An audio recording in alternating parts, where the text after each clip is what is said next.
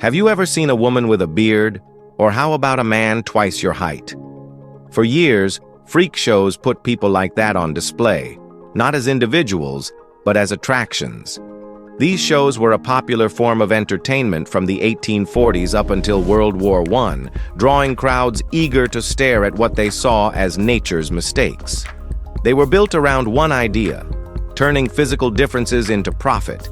From real-life fairies to massive 8-foot-tall giants, here are 15 strangest circus monsters that actually existed, performed, and survived their own spectacle. Number 15. Caroline Crachami. Lately, documentaries have reignited curiosity around primordial dwarfism, which is a very rare condition where people appear almost too delicate for the real world. These ethereal figures remind many of fairies, and it's likely that such imagery fuels the renewed interest. The earliest medically recorded case was Caroline Crachami, known as the Sicilian Fairy. Her story ranges from tragic to inspiring, depending on which version you trust. But one thing's clear: it reveals the greedy exploitation of a truly extraordinary person. A pamphlet titled Memoirs of Miss Crachami claims she was born on November 15, 1815, in Palermo, weighing just 1 pound and measuring 8 inches. The only unusually small sibling out of 5, she arrived in England in 1824. Under the guidance of Dr. Gilligan, she toured Liverpool, Oxford, and London. In Mayfair, people lined up by the hundreds, paying to feed her biscuits, pat her head, or watch her shuffle across a stage. On June 3, 1824, after greeting over 200 visitors, she collapsed and died. Number 14. Count Primo Magri. Count Magri married Lavinia Warren, widow of General Tom Thumb, on Easter Monday, April 6, 1885, in New York City. At 2 feet 8 inches, he stood 2 inches shorter than Lavinia's first husband. Together, they ran a roadside attraction in Middleborough, Massachusetts, and toured internationally with their own troupe, performing plays like The Rivals and Gulliver Among the Lilliputians for both commoners and royalty, including Queen Victoria.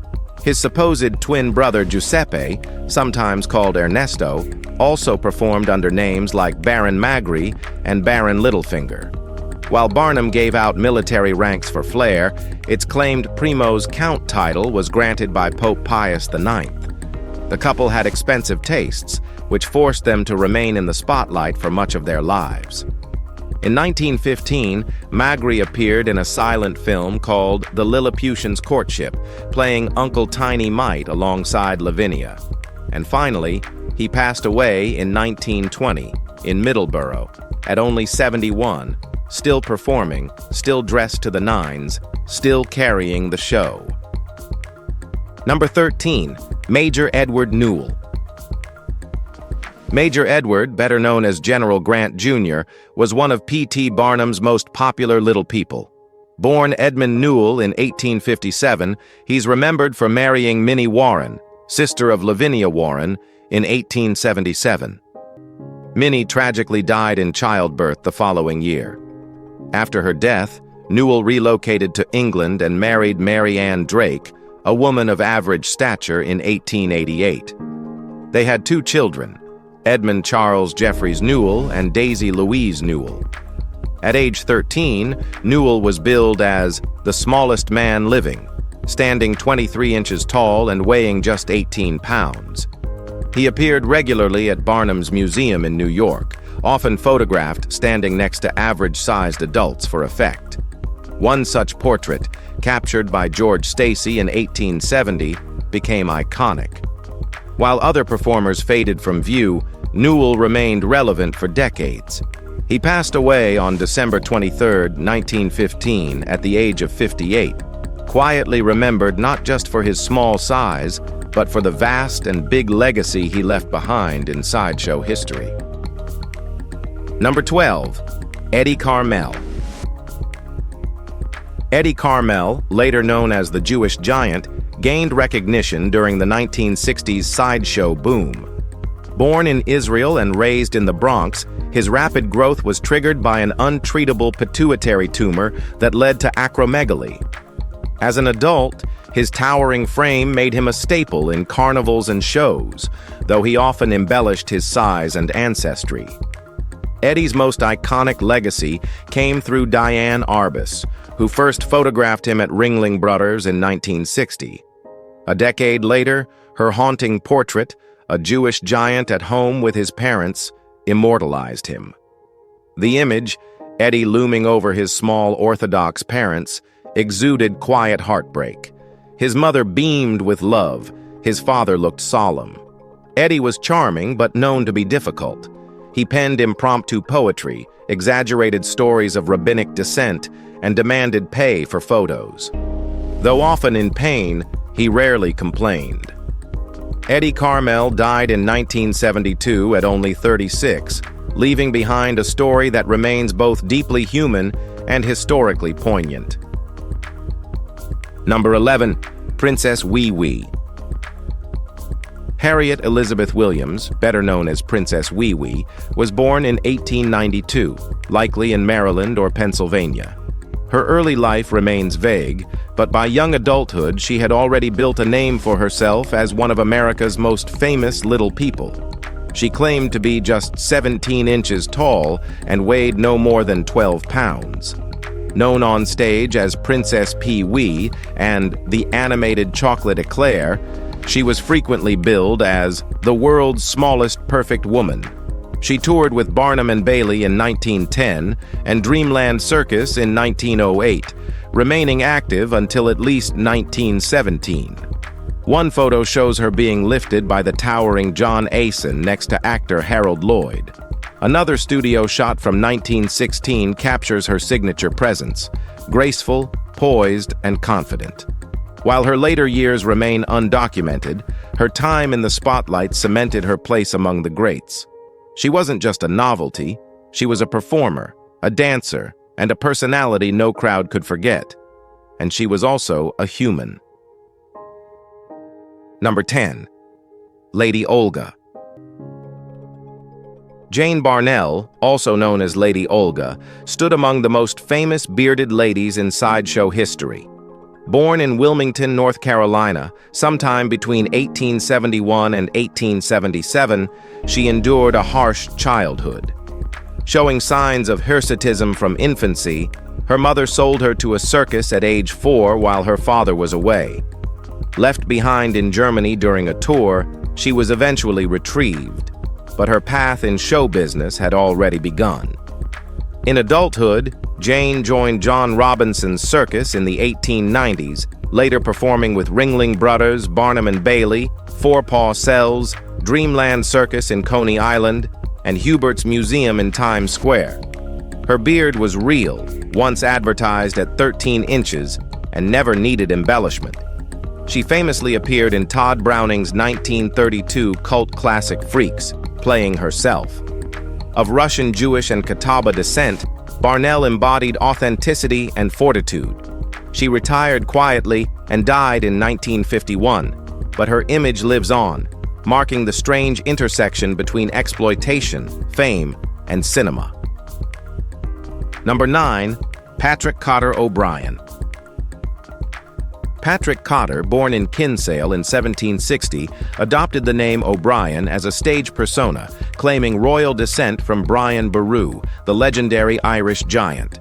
He became known as the Bristol Giant, the Irish Giant, and at the time, the tallest man ever recorded.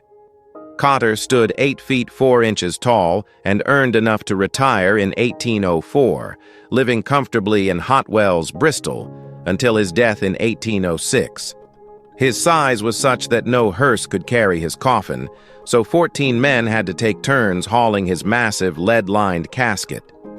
In his will, Cotter left 2,000 pounds to his mother and requested that his remains be buried 12 feet deep in solid rock to stop grave robbers and scientists from digging him up.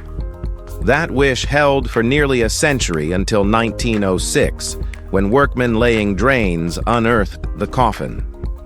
After being measured and photographed, Cotter was reburied. Later, in 1972, his remains were re-examined and confirmed to have stood exactly 8 feet. It's sad, isn't it? Number 8.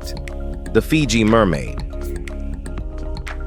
Sometime in the 1800s, P.T. Barnum, alongside James Anthony Bailey of the Barnum and Bailey Circus, hatched one of the wildest schemes in sideshow history.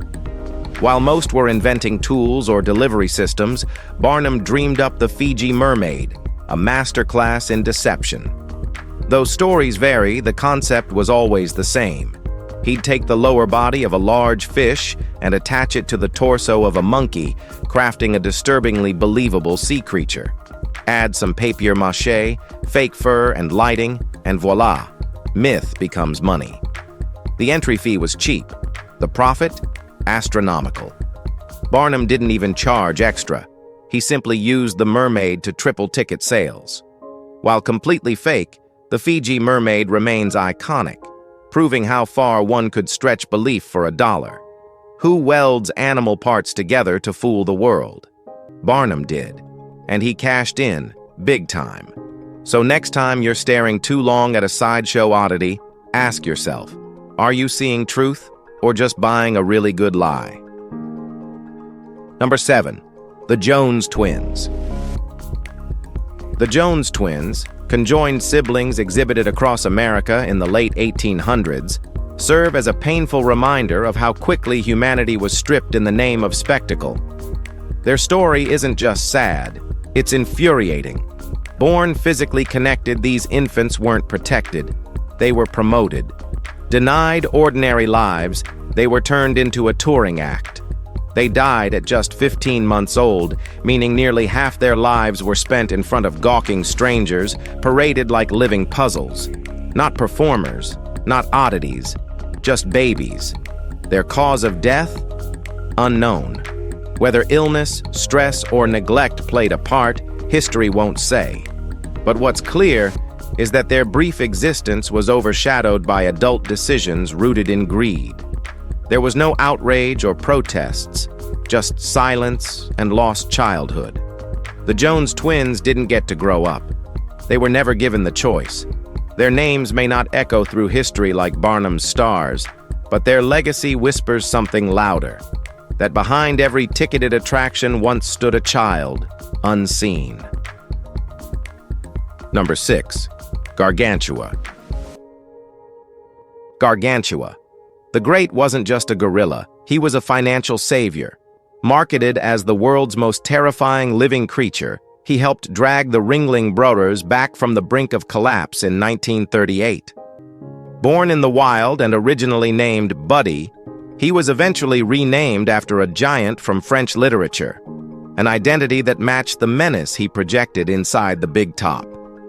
His legend grew fast. Circus folklore insisted he despised humans. That rumor drew more eyes. Posters showed him snarling. He was kept isolated to maintain his mystique.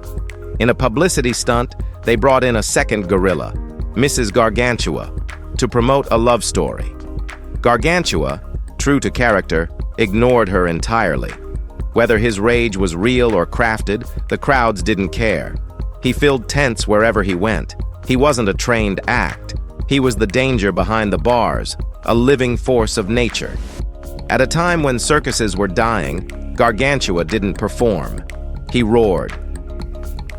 Number 5. The 7 Sutherland Sisters.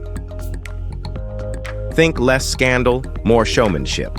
The 7 Sutherland sisters, Sarah, Victoria, Grace, Isabella, Naomi, Mary, and Dora, didn't build their fame on controversy, but on sheer spectacle.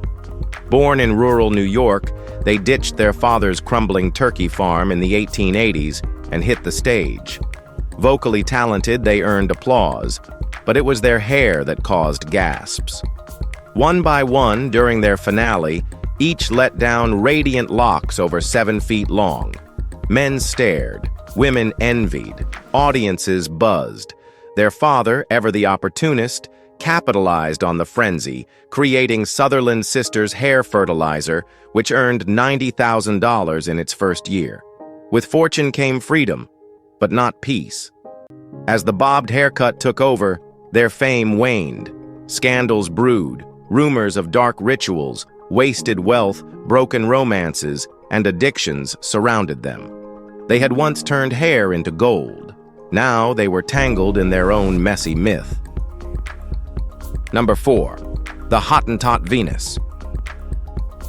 Saartjie Sarah Baartman, known on stage as the Hottentot Venus, gained unwanted fame in the 18th century Europe, thanks to colonial obsessions that viewed African women as sideshow exhibits. Her body was ogled, studied, and sensationalized, all under the guise of science or spectacle. At the time, people from colonized regions were routinely displayed across Europe. Some were deceived, others stolen. Sarah, a Khoikhoi woman, was promised prosperity, but ended up commodified, caged, and treated like a prop. Often marketed under titles like the African Goddess of Love, the reality was cruelty masked as performance. Her exploitation continued after death. Her remains were preserved and publicly displayed in France. It wasn't until 2002, when Nelson Mandela demanded her return, that she was laid to rest in South Africa. Number 3. Jeannie Tomaini. Jeannie Tomaini was born Bernice Evelyn Smith in 1916 and entered the world with severely twisted arms and no legs. Measuring barely over 2 feet tall, she showed grit from the very start, performing in exhibitions by age 3. Though she endured mistreatment under a manipulative guardian, her spirit never wavered. In 1936, she met Al Tomaini, billed as the world's tallest man, and everything changed.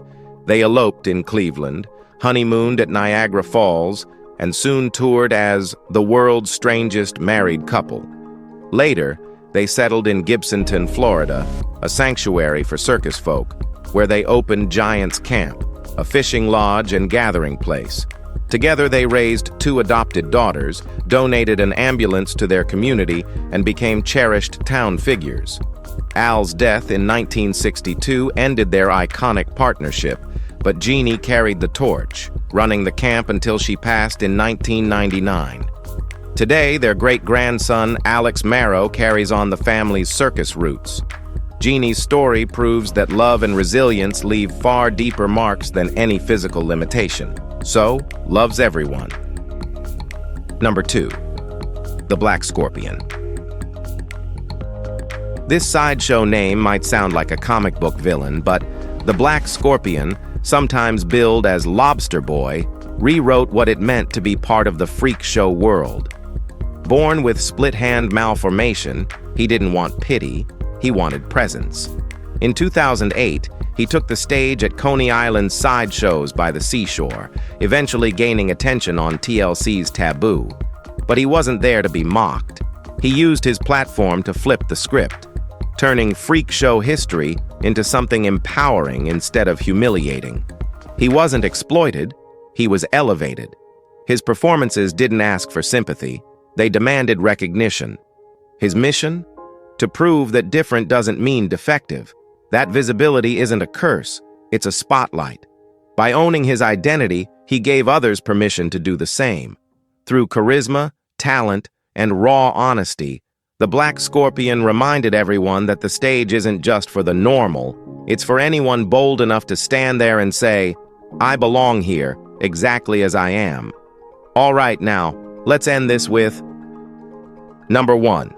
Angus MacAskill.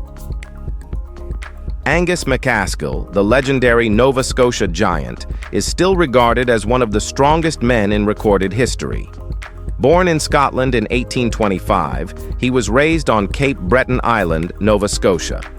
Initially undersized, his astounding growth began around age 15, eventually reaching a height of 7 feet 9 inches and a weight of 425 pounds. His hands spanned 12 inches, his chest measured 50 inches, and his boots stretched to 18 inches. Though modest and reserved, his feats of strength became legendary, lifting 2,000-pound anchors, dragging massive carts, and crushing challengers' hands effortlessly. In 1849, P.T. Barnum signed him to tour with Tom Thumb. billed as the tallest and the smallest, they amazed crowds. Tom would sit in Angus's palm or hide in his coat pocket. Though he didn't love performing, Angus gained global renown. He died suddenly in 1863 at age 38. His enormous coffin shocked onlookers. Today, his grave in Englishtown still honors Canada's most beloved colossus. If you've enjoyed this video, be sure to like, share, and subscribe. Thanks for hanging with us, and we'll see you very soon.